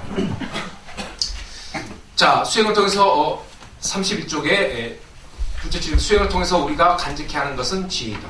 그래서 불교를 지혜 종교라고 하고 하며 부처님 가르치면 지혜의 가르침이라고 한다. 지혜를 얻게 해주는 것입니다. 깨달음, 지혜, 청정, 업을 없애버리고 공이 됐다. 전부 똑같은 말입니다. 지혜 따로 있고 공 따로 있고 무아 따로 있는 건 절대 아닙니다. 그렇게 표현하는 것뿐입니다. 깨달음 얻기 위해서 반드시 필요한 것이 지혜이다. 지혜 없이는 깨달음도 없습니다. 그렇다면 지혜는 무엇을 말하는가? 지능지수가 높인 것을 말하는 거 아니다. 지혜는 지능이나 지식과는 다른 개념입니다. 아까 말씀드렸죠. 업이 만드는 것 불가합니다. 그러니까 내가 하는 행위마다 전부 완성되지 못합니다. 항상 거기에 험이 있는 것이죠. 지혜로운 사람이 되려면 먼저 자기 중심적으로 생각하는 어리석음에서 벗어나야 됩니다. 즉 자기 중심의 생각에서 벗어나 업에서 벗어나 자신과 전체를 통찰할 때 지혜가 이루어집니다. 아셨죠? 전체를 통찰합니다. 그래서 뿌라지냐입니다. 빤냐라고 하는 것입니다. 아셨죠? 이제 잠시 쉬었다 하겠습니다. 31쪽에 밑에 유교경이라고 해가지고 중국의 유교가 아닙니다. 이제 인도에서 성립된 초기 불전입니다. 거기 조금 읽어보겠습니다. 너희들 비구혀. 만일 지혜가 있으면 곧 탐착이 없어지는 것이다 라고 하는 것입니다. 탐착이 없는 것은 항상 스스로 자세히 살펴 그것을 잃지 않도록 하여라 라고 되어 있습니다. 이것은 우리 법 중에서 능히 해탈을 얻게 하는 것이다. 전번에 한번 제가 말씀드린 바와 같이 수행을 하게 되면 제일 먼저 없어지는 것이 뭐죠? 나라고 하는 것이 없어집니다. 자라고 하는 것이 없어집니다. 그 다음에 항상 두 번째로서 내 것입니다. 내 것이라고 하는 것입니다. 그래서 이것은 한문으로서는 나아자입니다. 나아. 내 것이라고 하는 것은 한문으로 아소라고 하는 것입니다. 아소. 그래서 이것은 아까도 말씀드린 같이 이건 바소자입니다. 바소자입니다. 그래서 이것은 이제 내 것이라고 하는 것은 소유욕입니다. 소유욕. 그래서 나라고 하는 것이가 나라고 하는 것과 내 것이라고 하는 아와 아소가 항상 나의 일거수일투족 속에 싹 들어가 있습니다. 의식으로만 할 때는 또 말로만 할 때는 항상 내가 나옵니다. 나를 내세우고자 하는 우월감, 자존심, 상을 내세우죠. 그 다음에 어떤 물건을 볼 때 것입니다. 어떤 물건을 볼 때는 항상 나를 투영해가지고 이제 갖고자 하는 그런 욕심을 내고 있습니다. 그래서 여기서 탐이라고만 되어 있지만은 이것들이 이것이 있으면 나하고 내 것이 있으면 그 다음에 이루어진 것이 뭐라고 그랬죠? 탐진치라고 하는 것입니다. 탐진치가 있으면 번뇌가 만들어지고 번뇌가 있는 다음에 그 다음에 업이 만들어지고 있습니다. 이것이 공식입니다. 근데 앞에 뭐가 있죠? 항상 우리는 인과 연이 있습니다. 인과, 나와 대상과의 관계 속에서 이거는 나 본인이고 이건 본인입니다. 그 다음에 이것은 대상인 것입니다. 나와 대상과의 관계 속에서 항상 이 두 가지 것이 먼저 들어가 버립니다. 들어가면은 탐진치가 나옵니다. 그리고 탐진치가 이루어지면은 그 다음에 번뇌가 만들어지고 업이 만들어진 것이지요. 근데 수행을 하게 되면은 조금 전에 말씀드린 것 같이 이제 탐진치가 없어진다고 여기서 말을 해놨습니다. 그것이 곧 지혜로 이루어진다는 것이죠. 그런데 그 이전에 이것이 없어져 버립니다. 나 내 것이라고 하는 그런 욕심을 만들어내지 않기 때문에 그 다음에 오는 탐진치는 없어져 버립니다. 그런데 또 말씀드리지만 이것은 누가 만들어낸다고 했죠? 업이 만들어낸 것입니다. 업이 만들어낸 것입니다. 이것은 무슨 업이냐? 과거의 업입니다. 이것은 현재 새로 만들어진 업입니다. 이거는 현재고 현재 업이고 이것은 과거에 내가 만들어놓은 과거의 업에 의해서 지금 이렇게 내세우고 있습니다. 그래서 거기 보신 바와 같이 탐착이 없어지는 것이다. 항상 스스로 자세히 살피어 그것을 잃지 않도록 하여라. 이것이 우리 법 중에서 능히 혜택을 얻게 하는 것이다. 그러나 그렇지 못한 사람 이미 도인이 아니요 또 속인이 아니라 무엇이라 이름 붙일 것이 없으리니라. 이제 실제 지혜, 진리를 달관한 참다운 지혜는 늙음과 죽음과 병듦의 바다를 건너는 굳건함되어 또한 무명의 어둠 속의 큰 등불이며 모든 병든 자의 좋은 약이며 번뇌의 나무를 치는 날카로운 도끼에 놨다. 그러므로 너희들은 마땅히 듣고 사유하고 닦는 지혜로서 자기를 더욱 길러야 한다. 원래의 모습을 더욱더 증장시키라는 것입니다. 진화를 증장시키라는 것입니다. 만일 사람이 지혜의 빛을 가졌다면 이걸 이제 광선이라고 하는 것입니다. 우리가 이제 수많은 광선인들이 모여서 하얗게 밝은 이제 모습을 갖춥니다. 그래서 지혜의 빛을 가졌다면 그것은 비록 육안이지만 그는 밝게 보는 사람입니다. 해안을 갖고 있는 것입니다. 이것을 일컬어서 지혜라고 한다 되겠습니다. 32쪽에 둘째 줄에 보시게 되면 이제 이렇게 지혜인 모습으로 갖추게 되면 이제 어떤 모습을 이제 갖게 되느냐라고 하는 두 가지 예로서 하고 있습니다. 첫째, 부처님께서는 무명, 밝음이 지혜인데 그것을 감춰버리죠. 그렇기 때문에 무명이라고 이야기하고 있습니다. 벗어나려고 하신다. 어리석은 생각을 버리라는 말이다. 비록 원수 사일지라도 처지를 받고 생각하거나 원망과 욕심을 버리면 함께 차 한잔 나눌 수 있는 마음의 여유가 생깁니다. 대립과 갈등의 원인은 자신의 욕망 때문이다. 화가 났을 때 자기 마음을 잘 관찰해보는 화의 원인이 욱하는 원인이 다른 사람에게 있지만 자신에게도 있음을 알 수 있습니다. 즉 상대가 자신이 바라는 것만큼 해주지 않거나 자기에게 불이익을 주었기 때문에 화가 나는 것입니다. 그래서 이제 제가 자주 말씀드리지만은 우리는 수행을 안 하면은 행동을 통해서 그 다음에서 알게 됩니다. 근데 수행을 하게 되면은 행동을 만들려는 의식을 관찰하게 됩니다. 의식을 관찰하게 되면은 그 의식이 어디서 왔는가까지를 볼 수 있죠. 그러니까 마음의 본 모습까지 가게 됩니다. 그래서 이제 의식이 움직이고 있어요. 그런데 수행할 때 그것을 제3자적인 입장에서 보자는 것입니다. 아, 내가 친구를 어떻게 생각하고 있구나 라고 하는 것을 제3자적으로 보자고 하는 것입니다. 근데 그걸 가만 둬봐요. 그럼 그 의식은 나중에 행동으로 나옵니다. 그래서 순간순간을 보고 찰나찰을 볼 줄 아는 사람은 그 사람은 그것을 고치고 없애는 이제 과정이 이루어지게 됩니다. 그 다음 둘째, 그 밑에 좀 밑에 들어가서 둘째로 하겠습니다. 자신의 무지가 모든 불행과 비극의 시초임을 알았으면 남을 나처럼 생각하는 것이다.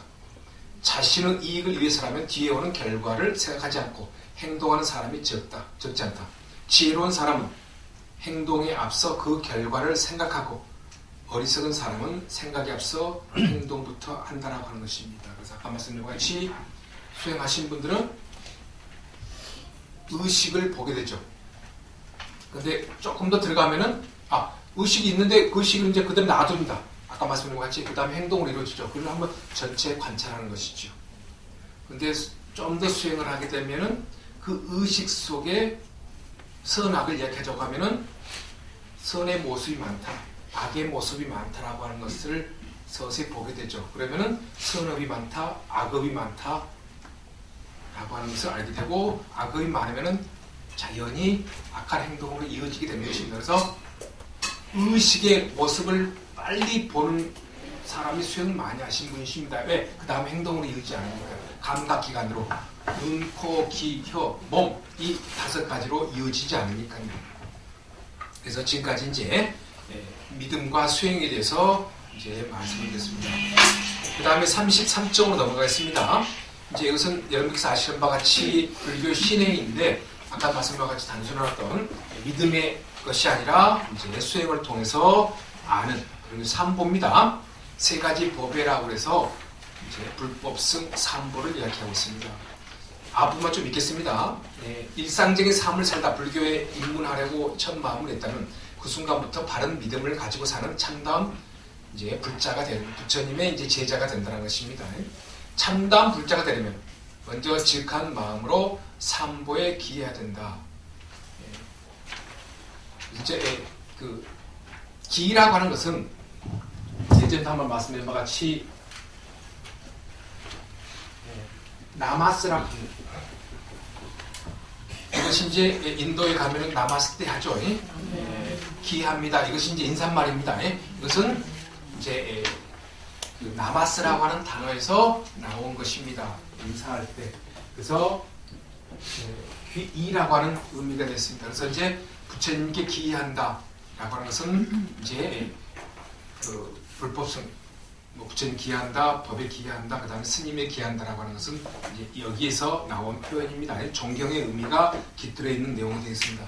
삼보란 3가지 법이라는 말로 부처님과 부처님 가르침, 그리고 이제 부처님의 가르침에 따라 살아가는 스님들을 말합니다. 신명을 바쳐 이 삼보를 믿는 것을 우리가 삼기라고 합니다. 기란 피난처로 이제 가서 이제 사라남이라고, 이것은 이제 그 염송에 나옵니다. 그래서 이제 이것은 그 빨려에 북담 사라남 가짜미 하죠. 이거 빨려입니다.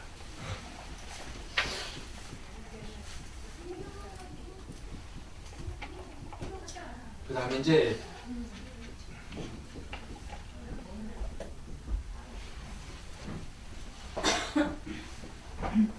다 똑같습니다. 그래서 이제 북담, 부처님께 기한다는 말은 이제 빨려로 사람 가짜 미라고 하는 것은요, 이거는 미라고 하는 것은 인도말로 나를 표현합니다. 이것은 1인칭이에요. 나는 부처님께 기합니다. 피난처가 되겠습니다. 피난처의 어떤 역할을 주십시오. 이 원래는 이것은 여러분들께서 아시는 바와 같이 아지아제 바라제 바라승하제 가떼 바라가떼 바라상가떼 하죠. 그러니까 우리 갖다가 인도말로 가떼라고 하는데 중국에서 그렇다 아제라고 해놨던 것입니다. 그렇게 옮겨놨어요. 그리고 우리는 그렇게 중국의 한자 용어를 이제 그대로 갖다 쓰는 것뿐입니다. 그리고 우리 말로 한글로 옮겨서 아제라고 하고 있습니다. 이 가떼는 가짜라든가 이것은 어디서 오느냐? 인도말에 감이라고 하는 단어에서 옵니다. 이거 루트표기라고 합니다. 그래서 어근이 감입니다. 가다라고 하는 것입니다. 그래서 이제 뭐 사겠다라고 하는, 가겠다라고 하는, 부처님에게 기회해서 그쪽으로 가겠다라고 하는 그런 의미가 합니다. 그래서 우리가 일반적으로 부처님께 기합니다. 이제 부처님 법문에 기합니다. 그 다음에 스님께 기합니다. 라고 하는 표현인데, 이게 이제 허공처럼 바라보지 못하는 어른스님. 아까 말씀드렸죠. 허공입니다. 다시 말씀드립니다. 탐진치 번뇌는 또 업을 만들죠. 그래서 번뇌 업이 없어져 버리면은 허공과 같습니다. 허공 같다는 것은 자유자재함을 이야기하고 있습니다. 그런데 어떤 분들은 허공을 이야기하니까 물질적인 것으로서 풀어내려고 합니다. 전혀 아닙니다. 단순하게 비유입니다. 부처님께서 비유하고 부처님 제자들 비유한 것입니다. 허공은 번뇌 업이 없어진 상태, 자유자재함을 빌려서 이야기합니다. 그런데 그 허공은 수행을 통해서만 갈 수 있는 것입니다. 수행을 통하지 않고 본래의 모습을 이야기하는 것은 진여라고 하는 것입니다. 무지 때문이다. 사실 허공과 같은 큰 마음만 지니고 있다면 자기 중심적인 욕심이나 그것이 채워지지 않아서 생기는 화도 아예 발생하지 않을 것이다. 그렇다면 어떻게 삼독을 다스릴 수 있을까?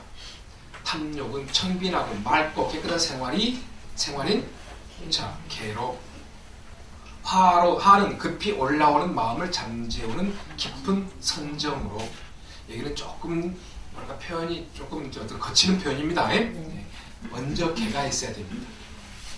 나중에 말씀드리겠습니다만 개가 갖추어져야만은 그 다음에 이제 정이 이루어집니다. 개를 통해서 우리가 오기를 통해서 마음이 안정이 됩니다. 그러면은 정을 할 수가 있어요. 정할 정자입니다. 그것이 무엇이죠? 삼매에 들어갈 수 있습니다. 그런데 내가 흔들리고 있으면은 정이 안 이루어집니다. 그래서 개가 이루어진 다음에 정이 이루어지고 정이 이루어진 삼매를 많이 경험합니다. 아까도 말씀 열심히 여러분들 댁에서 방에서 여러분들 마음대로 나는 지금 그냥 조용히 그냥 입만 빵빵 하면서 여시함을 해가지고 금강에 있는 방법도 있고 아니면은 목소리를 크게 내가지고 여시함을 해가지고 큰 목소리를 낼 수 있는 거고 그것은 그때 상황 따라 다를 수가 있습니다. 그래서 그렇게 열심히 있다 보면은 나도 모르게 그러니까 이제 뭐 금강경을 뭐 백독, 천독, 만독 하죠. 그런데 그때 나도 모르게 금강경 문구가 새겨져 버립니다. 그걸 뭐라고 그러죠 우리가? 뭐라고 그러죠? 물리 터졌다 합니다. 옛날 스님들 그러죠.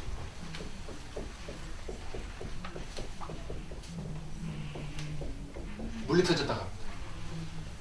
문장의 내용을 이치를 알아버렸어요. 꼭 금강경을 들어서 그 밑에 한글을 풀어놓은 거 그렇지 않고도 수행을 열심히 하니까 강경을 열심히 하니까 독성을 열심히 하니까 그걸 통해서 알아버렸죠. 그러다가 물리 텄다고 합니다. 문괄입니다.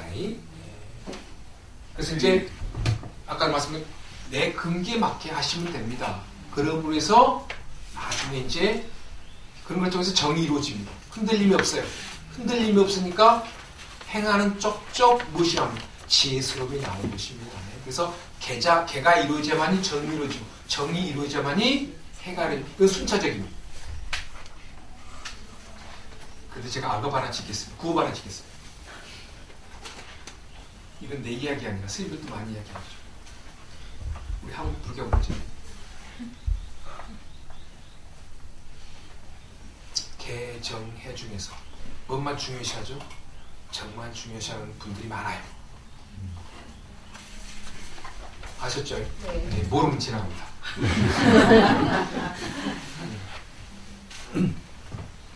그래서 조금 이제 문제가 심각합니다. 네. 그래서 제가 지금 현대불교 신문에 그 논설이 오는데 그래서 전전주에 글 하나 써주라고 해서 써줬어요. 그 글이 뭐냐? 왜 불교 서적이 안 팔린가? 그걸 좀 분석 좀 해줘요. 그 두 가지가 있어요. 우리 제과학자들이 책을 쓰면 안 사줘요. 그래, 내가 책 쓰면 보살님 사겠으면 안 사요. 딱딱하니까. 그러니까 보살님들이 사시는 책들은 무슨 책을 많이, 신비책을 많이 구입하시지요. 근데 지금 문제가 학생들이 전자책을 많이 보죠. 종이책 안 보거든요. 이제. 그리고 불교가 어떻게 됐습니까? 고령화가 됐어요. 눈이 어두셔요. 짧은 글씨 어떻게 봅니까? 하루 이틀 뭐 손자한테 읽어주라고 할 수 없는 거고. 그래서 전자책을 많이 보고 젊은 사람들이 그 다음에 우리의 불교가 고령화되어 있습니다. 우리 불교 인구가 작년에 발표됐죠. 2015년에 그러니까 조사했는데 인구 센서스 조사했는데 작년에 조사 발표가 나왔어요. 9월달에 우리 불교 신도 몇 명이죠? 760입니다. 2천만에서 1,500만에서 1,000만에서 이렇게 줄어들고 있습니다. 그런데 절에 나가신 분들이 또 고령화되시기 때문에 무릎이 아프셔요. 관절이 아프셔요. 또 안 가십니다. 그런데 그분들은 어떻게 책을 읽습니까? 그러니까 계속 줄어들고 있어요. 그래서 내가 마지막 끝부분에다가 그랬습니다. 스님들이 쓰신 책을 많이 보시기 때문에 법력이 있어야 된다. 법력을 가지고 책을 써야 된다. 그냥 책 쓰면 안 됩니다. 제가 좀 순서를 적어놨습니다. 법력이라는 것은 수행을 많이 해가지고 그 수행력까지 쓰라는 것입니다. 책을. 그러면은 불자분들도 책을 구입하고 사회에서 많이 불교에 대한 인식을 안 좋습니다. 그렇기 때문에 사회의 많은 사람들도 일반인들도 무종교인들도 스님들 책을 많이 구입합니다. 저희들 책은 일반인들 안 봐요. 불자들도 안 보시고 일반인도 안 봅니다. 최근에 누가 책 사고 있는지 아무도 모르는데. 그런데 이제 스님들이 열심히 수행을 통해서 쓰시면은 불자분들도 보시고 또 일반인 무종교인 사회들도 보실 수 있다는 것이죠. 그래서 책이 안 팔린다는 문제가 아니라 진짜 좋은 수행력에 의해서 책이 나왔으면 좋겠다 라고 끝줄에 써놨는데 나중에 이제 출판사 사장들한테 전화 왔어요. 제가 다 알거든요. 왜냐하면 그 불교 출판협회에 내가 심사위로 많이 들어갑니다. 심사위로. 그래서 이제 전부 이렇게 알게 되는데 전화가 왔어요. 박수 친다고 좋은 말 쓴다고. 그렇게 해야 된다고. 자, 제가 좀 2, 3분 진리하기 좀 했습니다. 자, 그래서 이제 화는 급히 올라오는 마음을 잠재우는 깊은 선정으로 어리석음은 자신을 무하여 텅 빈 것을 보는 보면 안 됩니다. 그래서 실은 분장이 좀 교학사상적으로 좀 맞지 않습니다. 무아의 모습이 되면 이제 지혜가 된다는 것입니다. 바로 개정의 세 가지 공부인 사막으로 탐진치의 삼동을 다스리는 것이 수행요, 신행생활입니다. 그래서 전번에 말씀드린 불교는 신앙생활이 아니에요. 신행생활입니다. 우르를 앙자가 아니에요. 우르를 앙자가 아닙니다. 불교는 절대 제가 눈이 강자입니다. 이거는 우러를 앙자입니다. 믿을 신자. 우리는 믿는 자가 아니고 그 어떤 대상을 절대자를 이제 우러를 불교가 아닙니다. 그래서 신앙이 아니고 신행사. 자, 개를 이제 보겠습니다. 좀 내용은 다음에 읽겠습니다. 맨 밑에 줄에 그 개송 하나 있습니다. 믿음이 있으면 개절로 이루어지고, 이것은 개가 절로 이루어진다는 것입니다. 그 다음에 개를 따르면 이름이 높아진다는 것입니다. 이름을 쫓아 어진벗 마늘이니 가는 곳마다 어디서나 공양받는다라고 하는 것입니다. 그러니까 이제 개를 따르면은 무엇입니까? 수행을 하니까 모습이 바뀌어 버렸습니다. 밖으로 말하면 인성이 바뀌어 버렸습니다. 사람이 달라졌어요. 그렇기 때문에 수행을 안 하면은 악명이 높아집니다. 수행을 하게 되면 그분의 법력에 의해서 지혜스러움이 여기저기 이제 알려지게 되는 것이죠. 이름이 높아집니다. 이름을 쫓아 어진 번만. 그러니까 이제 내가 수행을 많이 하고 법력이 높으면 이름 높으신 분이라 하면은 그 사람 주변에 스님들이 많이 따르게 되는 것이죠. 그래서 이런 이야기 합니다. 수행을 많이 하면은 선지식 현인을 지혜인입니다. 현인을 가깝게 하고 현인을 가깝게 하고 그 다음에 지계자 개를 갖추고 있는 사람을 가까이 하는 것입니다. 그래서 현인을 가깝게 하고 지게 하는 사람, 개를 갖추고 있는 스승을 가깝게 하라고 하는 것입니다. 그런데 이런 과정 속에서 멀리 할 것이 있어요. 무엇인 줄 아세요? 스님들의 이야기입니다. 동네에 내려가지 말라고 합니다. 수행 열심히 해야 됩니다. 왜? 동네에 가게 되면 여러 가지가 지금 열심히 수행하고 있어요. 수행하고 있는데 어느 정도 돼갈 경우에 밖에 내려가면은 여러 가지 상황들을 보게 되잖아요. 그것에 의해서 또 내 마음이 움직이게 되죠. 그래서 수행할 때는 마을에 동네에 내려가지 말라고 합니다. 자, 그래서 가는 곳마다 그 다음에 이제 가는 곳마다 어디서나 공양을 받는다라고 하는 것입니다. 당연한 거죠. 아주 훌륭하신 분이시니까. 여러분들 보시죠. 우리는 불자니까요. 여기는 스님 한 분도 안 계시니까 불자분들이시니까 스님들하고 우연하게 이제 음식점을 내가 들어갔는데 스님이 계신다든가 아니면 내가 밥 먹고 스님 들어오신다든가 그런 거 있잖아요. 근데 불자 아니신 분들은 옆눈을 봅니다. 이분 어떤 음식을 먹는가 알아보시죠. 옆눈을 봐요. 근데 우리 불자분들은 근데 우리 불자분들은 그냥 스님이 어려우시니까, 그러니까 뭐 어렵다는 것은 뭐 경제적 어려움도 있을 건데 그냥 이 모습은 부처님 공양비 내고 가는 거, 그거 모습이에요. 우리 한국은 그렇습니다. 근데 이제 대만 같은 경우는 염는 볼 수 없어요. 그냥 스님들 가게에 못 들어게 하죠. 육류 가게는 자체로 못 들어게 해요. 그런 거 있어요. 여러분들 대만 가실 때 무슨 대한항공을 가시다 아시아나항공 같은 어떤 비행기를 갈 때 스님들이 비행기 타시잖아요. 그러면 대만 분들이 우리 스님들에 대해서 좀 염려로 봐요. 대만 사람들 철두철미하게 육류를 금하게 하잖아요. 또 오신째 금하게 하잖아요. 그렇기 때문에 거기는 그 스님들이 고기 안 든 것으로 유명해요. 대만은 특히 강해졌잖아요. 근데 거기서 이제 우리 스님들이 이제 기내식이 나오니까 뭐 닭고기가 나온다든가 뭐 여러 가지 고기들이 나오잖아요. 드신 분들 계시면서 나는 스님들하고 같이 이제 대만에 무슨 일로 갈 때는 내가 꼭 여행사에 전화합니다. 채식으로 왕복해 주세요라고 합니다. 근데 배고파요. 공항 내리자마자 까오심으로 내리든 딸배 내리든 공항 내리자마자 배고파요. 내가 여행사에 전화했잖아요. 채식으로 주라고. 내가 책임이잖아요. 그래서 공항 내리자마자 얼른 책임에 슈퍼에 갑니다. 슈퍼에 빵하고 우유 사요. 그래가지고 이제 움직이는 버스에 다 스님들 나눠줍니다. 내가 잘못했으니까, 내가 예약했으니까. 근데 우리 모습도 좀 좋게 보여야 되죠. 그래서 제가 그걸 좀 굉장히 강조합니다. 저도 이제 외국 생활을 좀 오래 했거든요. 한 16년 했거든요. 그래서 내가 40살 때까지는 고기를 안 먹었습니다. 멸치꼬라는 안 먹거든요. 한국에 오니까 이제 지금 술, 담배 안 하지만은 한국에 오니까 애들이 있잖아요. 집에 애들이 있잖아요.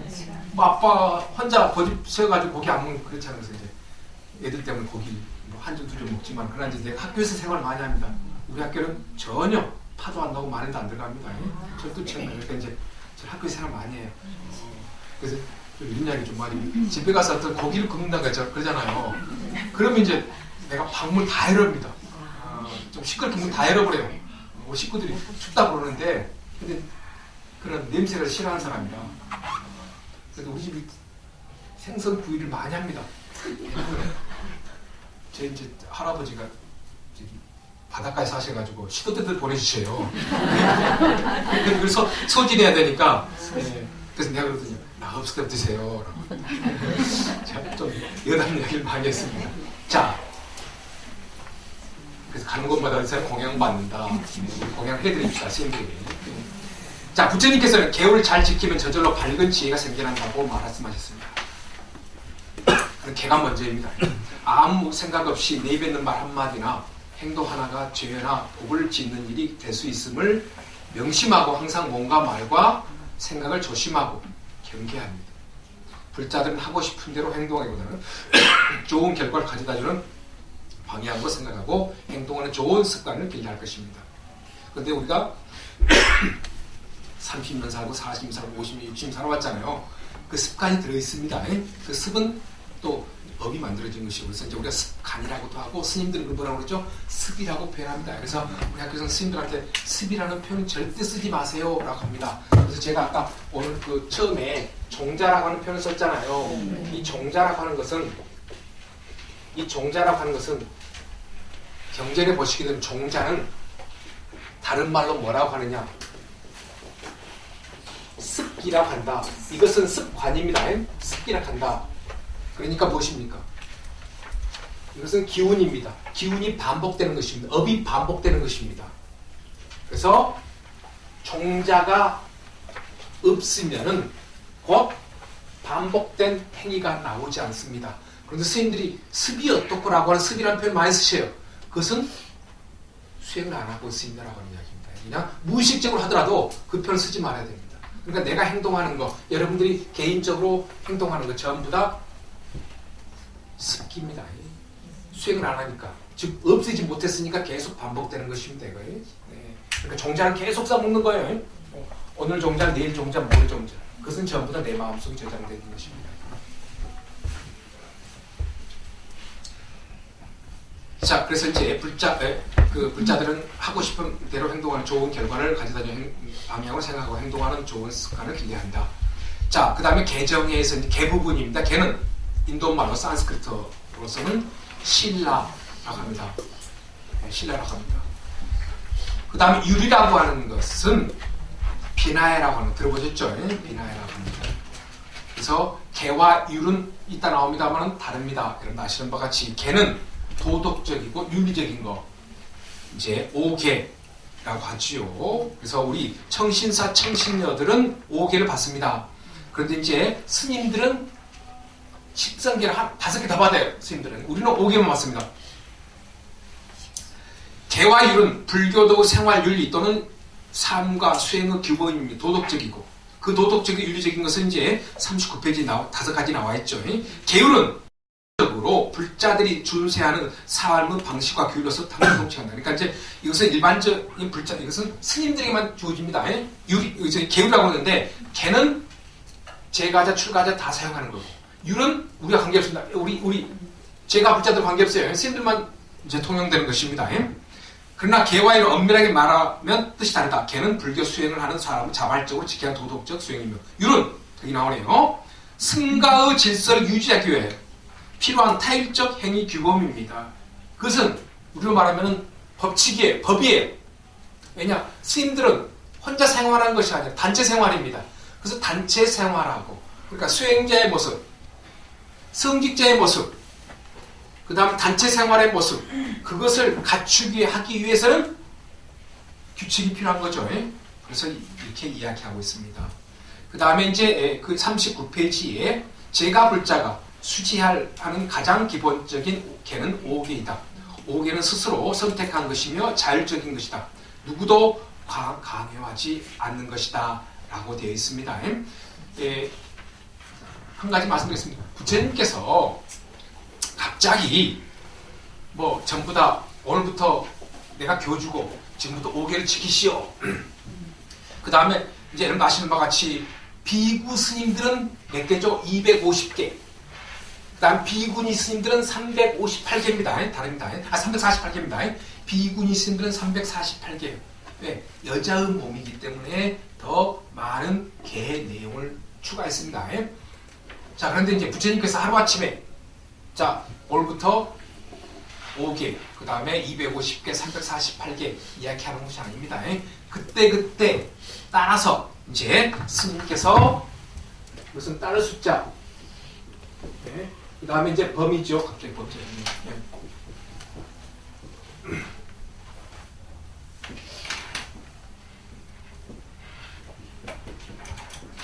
수범, 수제입니다.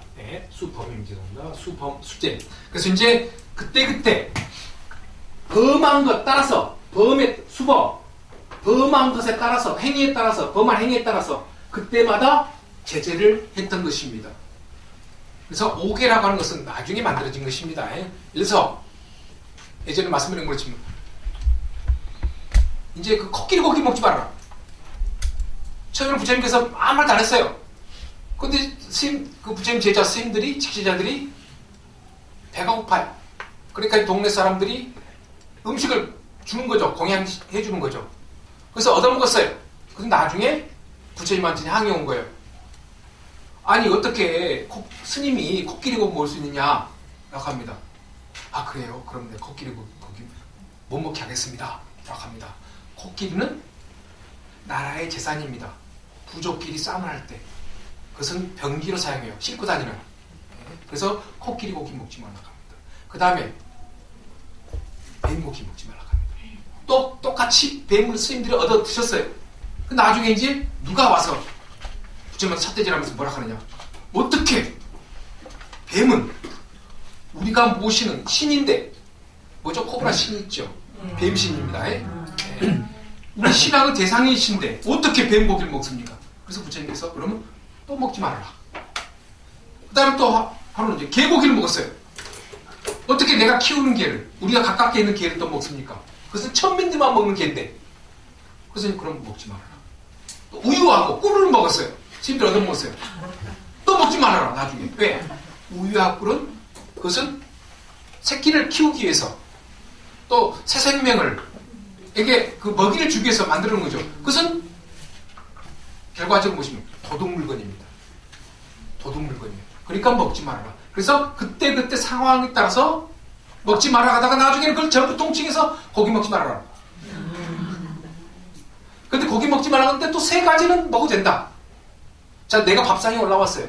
반찬에 고기가 올라왔어요. 그런데 내가 보지 않았으면 먹어도 된다. 또 채종나물에서 고기 반찬을 만들었다. 듣지 않았으면 먹어도 돼. 그리고 이것은 나를 위해서 만들었을까? 고기를 요리했을까? 의심사지 않으면 먹어도 된다. 이것다가 삼종 세 가지 종류의 정류, 깨끗한 고기라고 합니다. 삼종 정류기예요. 그래서 이것을 받아들여서 지금 남방불교에서는 고기를 먹고 있습니다. 근데 북방불교는 고기를 안 먹어요. 왜? 북방불교는 굉장히 강한 경전을 중점적으로 수행하고 있습니다. 무엇이냐? 능가경이라고 합니다. 능가경. 능가경이라고 하죠. 여기 차식품, 고기 먹지 말라는 품이 있어요. 거기 뭐라고 나오느냐? 굉장히 강하게 나옵니다. 삼종용육도 먹지 말라는. 그래서 중국, 한국, 일본, 대만은 고기를 안 먹습니다. 그리고 또 하나는 우리는 자체적으로 조달이 가능하잖아요. 텃밭을 만들어가지고. 그런데 이제 부처님 제세시에는 고기를 이제 제처음에는 이제 아까 말씀 여러 가지 했다가 이제 먹지 말았다. 그런데 삼종용이 먹어도 된다. 그런데 이제 북방불교에서는 먹지 않는다. 그러나 티베트에서 먹습니다. 북방불교 국가인데 왜? 여기는 어떤 채소를 기를 상황이 안 돼요. 그러니까 육포 같은 것은 드시죠. 그쪽에는. 그래서 이제 우리 한국 불교는 고기를 원래는 안 먹게 돼 있습니다. 그러나 이제 저기 개울이 보면은 이제 몸이 화하다 그러면 어쨌든 처방으로서 이제 고기를 드시지만은 그래서 이제 고기를 안 먹고 그다음에 이제 여기는 안 나왔습니다만은 여러분 아시면 오신치 아까도 말씀드린 달래파 그다음에 이제 양파 그리고 뭐가 있죠? 부추, 마늘 있죠. 그다음에 흥그라고 그래가지고 우리 한국에 없습니다. 북방 쪽에 없어 인도만 있는데요. 약간의 그 달래와 같이 밑에 동그랗고 이제 파의 형상, 냄새가 짙고 독소 같은 그런 것이 있습니다. 그래서 그런 것들을 먹지 말아라 라고 하는데 왜 그 오신제 5가지 냄새가 나는 것을 먹지 말라고 했는가? 그 기본은 무엇이었느냐? 스님들이 수행을 하면서요. 그래요. 우리 여러분들 한국에서는 고추장 먹지 말라고 합니다. 절에서요. 고추장 먹지 말라고. 왜? 좀 열을 내니까. 그런데 요즘에 많이 음식으로 넣고 가르치는데 옛날에 그랬었어요. 근데 이제 그 5가지가 원래 부처님께서 설해 놓으신 5가지라고 하는 것은 왜 먹지 말라고 하느냐? 냄새 나니까 먹지 말라고 하는 것입니다. 왜? 스님 혼자 수행하는 것도 있지만은 대중들은 신도분들하고 접해야 되잖아요. 그렇기 때문에 신도를 포기하는 차원에서 냄새를 먹지 말아라. 그래서 5가지를 정해놓은 것입니다. 자, 그것이 조금 시간이 가면서 하나 추가돼요. 무엇이냐? 욕점이 이루어진다는 것입니다. 성질을 돋군다는 것입니다. 성적 욕구를 돋군다라고 해서 그것을 먹지 말았는데 많은 분들이 이 첫 번째 냄새나는 것을 말 않고 뒤것만 이야기하고 있습니다. 그런데 순서는 냄새나니까 먹지 말아라. 법문하는데 신도분들하고 접하는데 해가 되니까 예전에 말씀드린 것같이 신도분들이 우리 불교만 아니라 다른 종교 많은데 스님들이 그냥 그런 오신처럼 먹고 그냥 냄새 풀풀 하면은 신도 다 떠나버리잖아요. 그래서 절대 먹지 마. 이 내용이 어디냐? 대승경 법망경에 나와 있습니다. 법망경이요.